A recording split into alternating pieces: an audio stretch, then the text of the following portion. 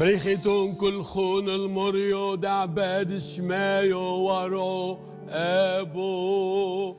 En ce jour de grâce où notre cœur bat au rythme du centenaire, soyez les bienvenus, les très bienvenus, dans cette église bien-aimée dédiée à Saint Éphrem, la lyre de l'Esprit Saint. L'église syriaque catholique, c'est une église chrétienne orientale. Elle se trouve en Turquie au début et après au Liban, en Syrie et même en Irak. Elle utilise jusqu'à maintenant la langue syriaque dans sa liturgie, dans ses mélodies, dans ses chants. On a conservé jusqu'à maintenant dans cette église le patrimoine des apôtres. Et on partage aussi avec l'église syriaque orthodoxe la même liturgie, les mêmes traditions, parce qu'on était avant une seule église, une même église, et après elle est devenue catholique. Saint-Éphrem est la paroisse la plus ancienne de notre Église, pas seulement en France, mais en tout le monde, dans l'Église de l'Extension. C'est pour cela que nous en sommes très fiers et nous comptons sur la grâce du Seigneur afin que cette Église continue à témoigner de notre spiritualité, notre culture, notre langue syriaque.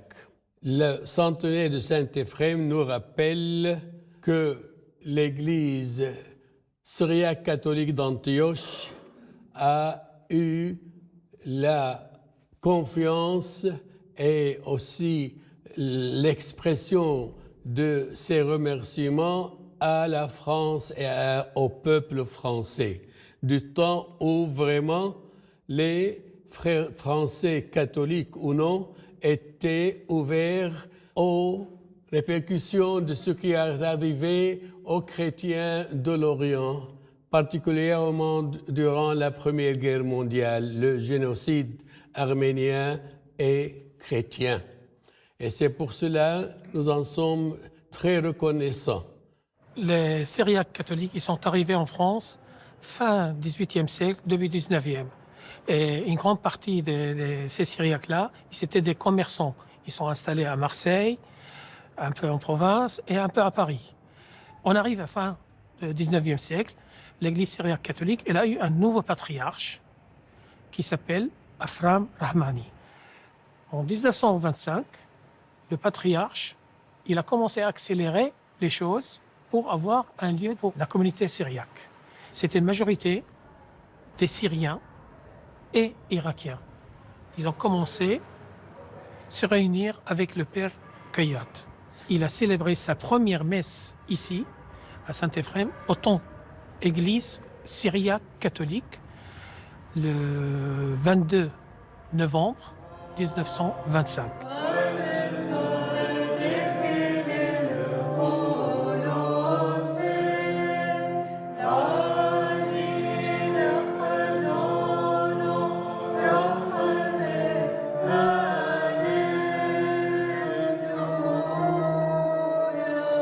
Je suis paroissien, pas oriental d'origine, je suis parisien de naissance et entrant ici, je me suis dit que j'allais rester quelque temps et ce temps est devenu bien long puisqu'il y a 45 ans que je suis fidèle ici. La communauté a bien entendu évolué. Surtout ces dernières années, nous avons eu cette grande catastrophe au Proche et au Moyen-Orient qui s'est appelée le terrorisme et qui a profondément, mais de façon sans précédent, même la guerre civile libanaise n'avait pas produit autant de mouvements de population, qui fait que cette église s'est remplie de gens qui avaient vécu des horreurs directement ou familialement parlant.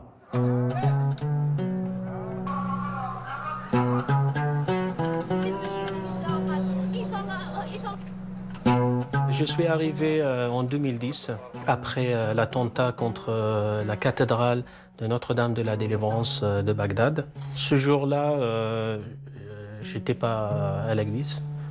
Et c'est ma sœur et mon frère, ils étaient à l'église. Après, comme j'ai terminé une journée de travail un peu compliquée, j'ai reçu un appel de mon ami. Donc, il a attendu en fait une explosion et des tirs. Donc, il m'a appelé pour prendre mes nouvelles parce qu'il sait que je vais tout le temps à la cathédrale. Donc, après, j'ai compris que ma sœur et mon frère étaient en danger. Donc, je suis parti directement vers la cathédrale et en fait, le périmètre de la cathédrale était presque fermé, impossible d'accéder. Moi et mes cousins, en fait, on est partis dans tous les hôpitaux à Bagdad pour chercher en fait où ils sont les victimes, où je peux trouver mon frère et ma sœur. Et finalement, je l'ai trouvé. Bon, déjà, mon frère, il a perdu en fait son bras droit et ma sœur était blessée au niveau des pieds. C'était pas que ma famille qui était blessée. J'ai perdu presque tous mes amis à l'intérieur. Parce que c'est notre communauté quand même, c'est notre quotidien. Les deux prêtres, c'était mes meilleurs amis qui étaient tués là-bas. Tout ça, c'est très compliqué.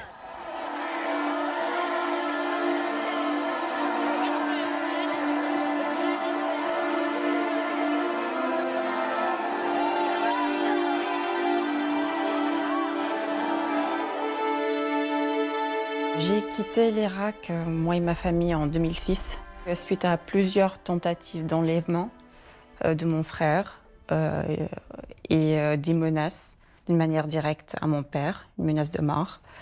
Il a reçu une lettre de menace où on citait un verset coranique en citant que nous sommes des mécréants et qu'on doit quitter cette terre. Et c'est là où on a dû quitter en détresse le pays le lendemain. Et nous sommes partis en Jordanie et on est resté pendant 2 ans là-bas en attendant que ça se calme et rentrer de nouveau. Mais ça n'a jamais été calmé, au contraire. Ça a été de pire en pire. On a compris que ça y est, on doit prendre la décision de quitter définitivement le Moyen-Orient. Et je suis arrivée en France à l'âge de 15 ans. Aujourd'hui, après 20 ans, ces souvenirs, pour moi, c'est un cauchemar, on dirait. En fait, seulement en quittant l'Irak, on a compris l'importance de notre identité réelle. Parce que là-bas, on était une minorité, on n'était pas protégés. Après cette attaque, j'ai compris que c'est fini pour nous là-bas. Donc, on n'est pas en sécurité. Mais il y avait d'autres challenges, d'autres difficultés pour nous, la barrière de la langue, la culture et tout ça, en fait, c'était nouveau pour nous. Il faut recommencer, il faut reconstruire la vie et avec toutes ces blessures. Donc c'était pas très facile. Pour être honnête, les premiers 6 mois, j'étais en colère. C'est compliqué de dire contre Dieu, mais c'était la réalité. C'est compliqué de se rappeler de ce rêve-là. Et il y avait le père Wassim que j'ai vu dans mon rêve et m'attiré par le hororo que je porte parce qu'en fait, j'ai reçu mon ordination en 2009 avant l'attentat. Donc il m'a dit si t'es pas capable de porter ça, donnez à quelqu'un d'autre. Et là, j'ai compris le message. Donc, non, il faut continuer du coup.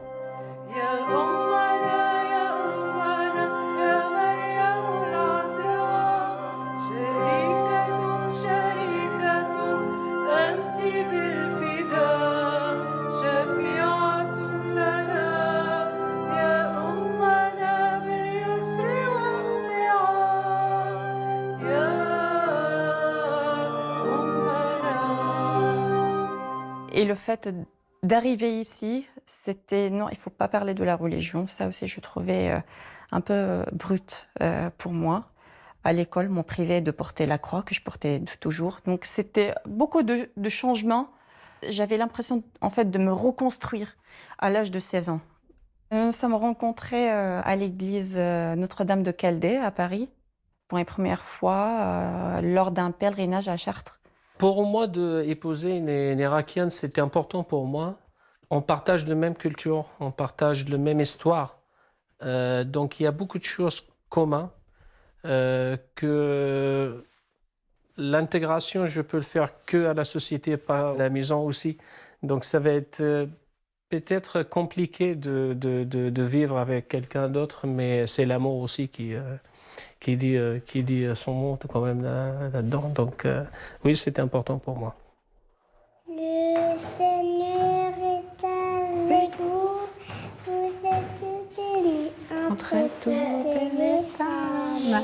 J'essaie à transmettre à nos enfants aujourd'hui notre culture, nos chants, nos prières. Pour moi, l'Église a toujours été importante dans ma vie. En cas de difficulté, c'est le seul endroit qui me relève. On soigne notre âme, notre cœur. Quand tout va mal, c'est le seul endroit où on est apaisé. Et quand ça va bien, on remercie Dieu. Oui.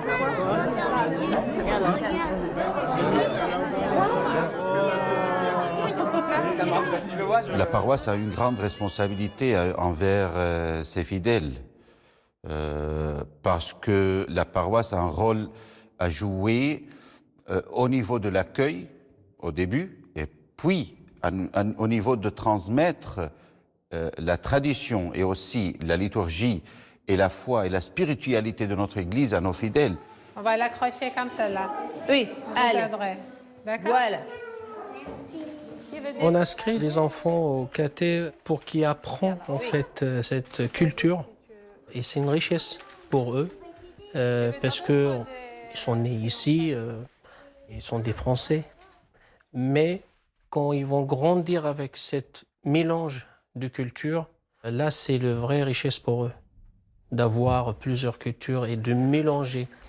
Et je pense qu'ils seront quand même capables de choisir le meilleur de toutes ces cultures différentes. C'est deux cultures très riches en une seule personne. Aujourd'hui, je suis de nationalité française, mais je vis toujours en difficulté parce que je ne suis pas né ici. Donc, j'apprends toujours, c'est ce qui est bien. J'apprends toujours, mais chaque jour, j'ai des challenges, des choses à voir et à apprendre et une responsabilité que je suis père d'une famille, donc c'est compliqué. D'être français aujourd'hui, pour moi, c'est pas facile. C'est important pour nous de se retrouver auprès de café après la messe, parce qu'en fait, l'église pour nous, c'est pas que seulement le lieu de prière, de nous retrouver avec notre communauté. On partage les mêmes difficultés des fois, on partage les mêmes valeurs.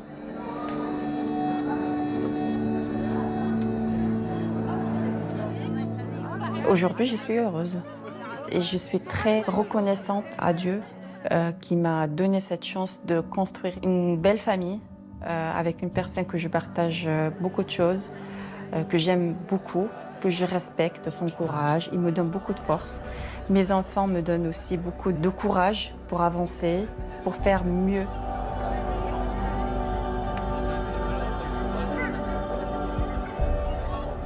On est dispersés en France entre Strasbourg, Lille, Lyon, Tours, et Marseille aussi, où on a une petite communauté. Tout cela à cause de la guerre qui était en Syrie, en Irak, au Liban, en Turquie. Les fidèles de cette église, ils ont trouvé refuge en France.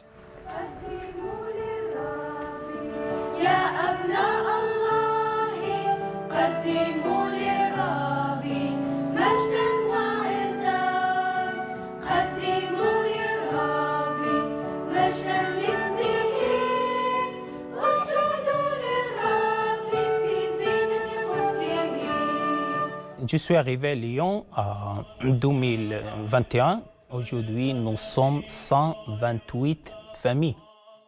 Je commence avec les catéchismes. Les petits, je commence de 5 ans jusqu'à 11 ans.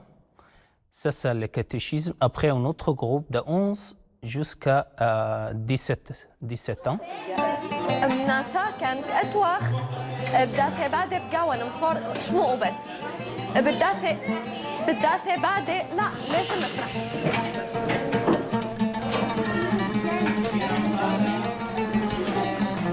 لا regarde il y a de la place ici. Le problème, c'est toujours la langue. Je ne sais pas quelle langue aujourd'hui, la langue française, les sourates, la langue syrienne, ou l'arabe. La langue maternelle aujourd'hui, c'est le français. Mais en même temps, à la maison, tout le monde il parle sourate, il parle l'aramien. C'est simplement, je dis, de prendre les livres en français. En même temps, je parle en sourate, en arabe. Alors tout le monde, il comprend, même les enfants. Donc ici, on apprend le partage. Si on a quelque chose de plus, on peut lui donner aux personnes qui n'ont pas. Donc c'est d'aider les personnes qui sont dans le besoin. Satan a pris Jésus dans un endroit très haut et lui dit « Jette-toi. Jette-toi, les anges de Dieu vont te porter parce qu'il a peur que tu te heurtes une pierre sur ton pied. Mais Jésus, il a dit tu ne mettras pas ton Dieu en épreuve. » Le diable, il a dit si tu es le Fils de Dieu, transforme cette pierre en pain. Et Jésus, il a dit l'homme ne mange pas que le pain, il mange aussi la parole de Dieu. La première tentation, donc on avait dit, il ne faut pas qu'on nourrit notre corps, d'accord? Mais c'est plutôt de nourrir notre sol à l'intérieur. بس على قلخو صعبيله ما يبان دوذخ امروا لي ما قبيتوا دوذخ مثلا بقداش لان مدارخ شاشه كيلك بايش يعني لك بايش كونسونتري ايثن فرنسي سورث سرياني وعربي. Ici, l'église Saint-Bernadette, pour nous, il est disponible après-midi. Alors, je fais les messes à 17h, même pour le catéchisme. Nous sommes dans notre paroisse à Croix-Rousse, la Maison Saint-Denis. Mais cette année est la dernière année pour nous pour faire l'activité là-bas. Je ne sais pas comment je fais pour l'année prochaine. J'attends que l'archevêché de Lyon et même l'ordinariat, ils cherchent, ils travaillent quelque chose, ils trouvent quelque chose pour nous. Pour ça, je dis, c'est pas facile de maintenir la paroisse. Elle n'est pas des lieux fixés toujours.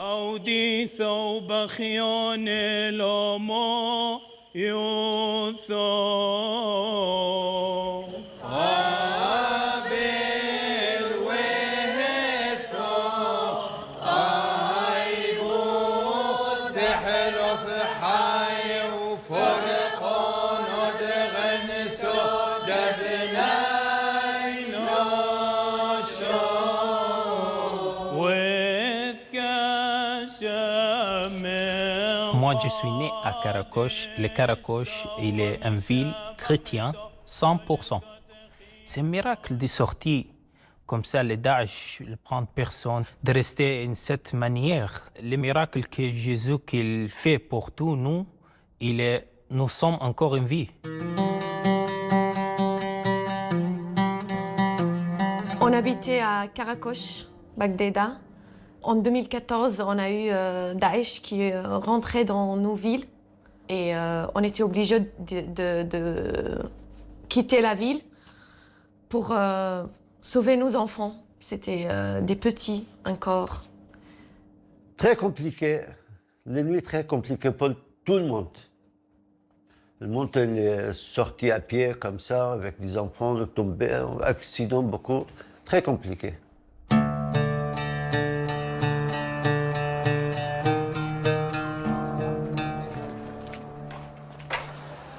On a entendu qu'ils disent si on reste, il faut devenir musulman, soit on paye pour ne pas changer notre religion. Et ben là, c'était hors de question. Moi, personnellement, j'ai pas vraiment de souvenirs, mais je sais que cette période, j'ai eu la chance que mes parents, ils essayaient un peu de nous protéger de la guerre. J'ai aucun souvenir à part une maison noire. C'était notre maison qui était brûlée. C'était en 2017, avant de quitter l'Irak pour venir en France. La maison a été brûlée totalement. Noire, comme elle dit. De fumée partout. Brûlait tout. Ouais. Et elle a eu peur. Elle est restée à l'extérieur. Et nous, on est rentrés juste pour voir la maison, dans quel état il était.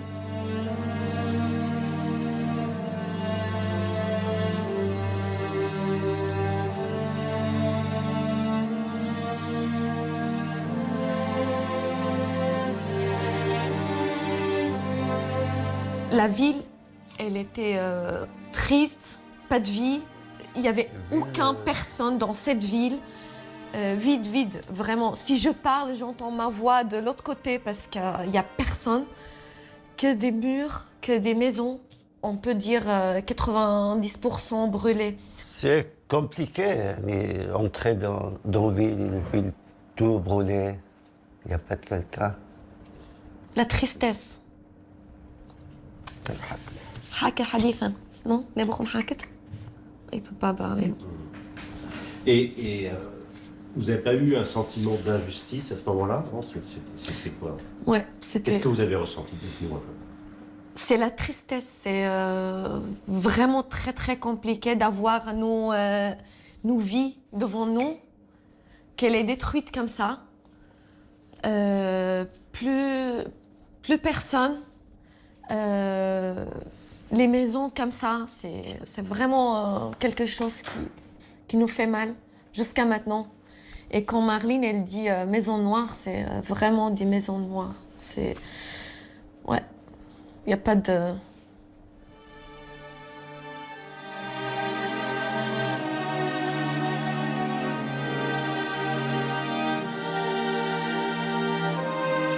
On a quitté, mais on a pleuré.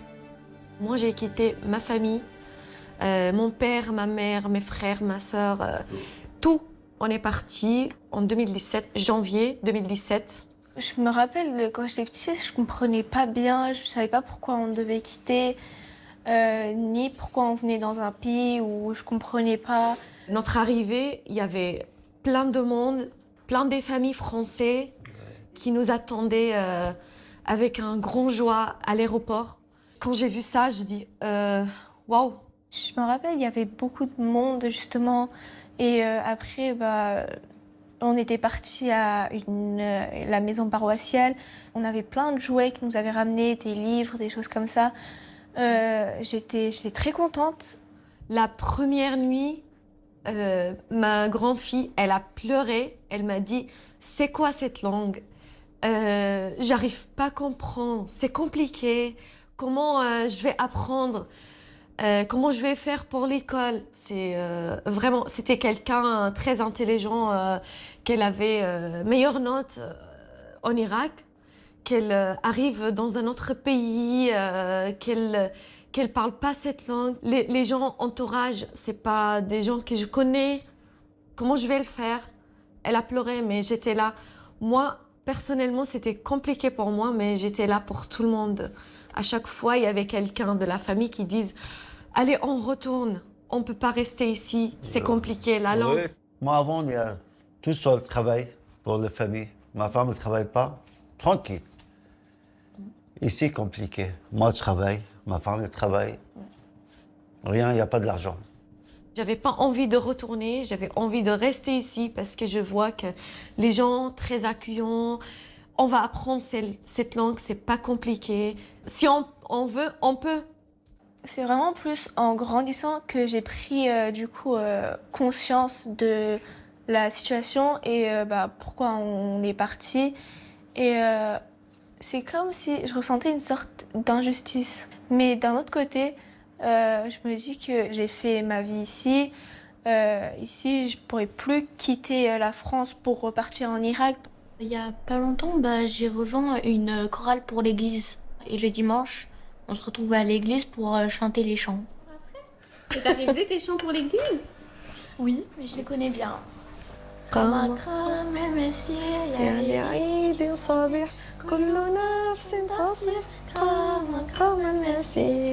Bravo! Après, je connais pas le reste. Grâce à notre communauté et que la messe soit tout le temps en araméen, en arabe, on ne quitte pas notre culture, nos fêtes, nos traditions, justement. Et ça me permet vraiment de ne pas oublier que je suis irakienne et que c'est vraiment ça avant tout.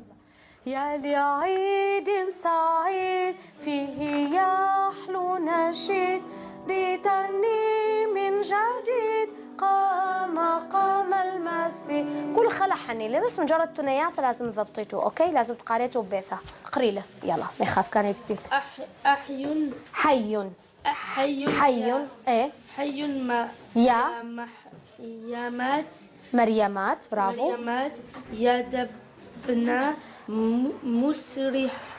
مسرعات للبشار نشيرات عافية مقام المسيح عافية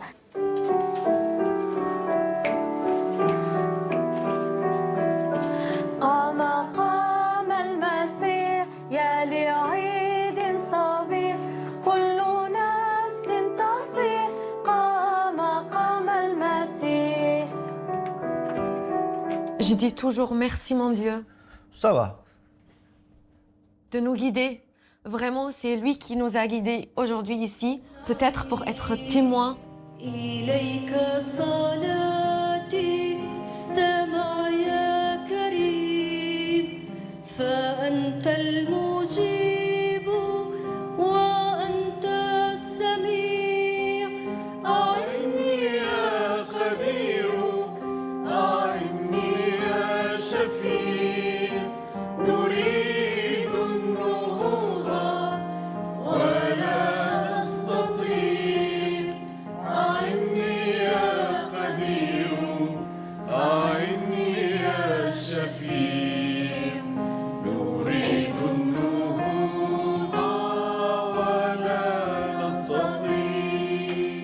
Je disais à Dieu merci quand même. C'est un message quand même, peut-être pour nous d'être là, de partir avec notre histoire, notre culture, notre héritage, et arriver en France avec la foi et de recommencer la vie ici peut être un message, oui. Donc on a une mission. On a une mission de continuer et de montrer aux autres. Et là, souvent quand quelqu'un il est en difficulté, des collègues, des amis que je l'ai raconté ici, je raconte en fait mon histoire. Donc c'est quelque chose qui peut-être, même c'est une simple histoire à dire aux autres, pour soulager leurs difficultés. Donc peut-être c'est ça le message. Donc bien sûr, toujours merci à Dieu qu'on est toujours là.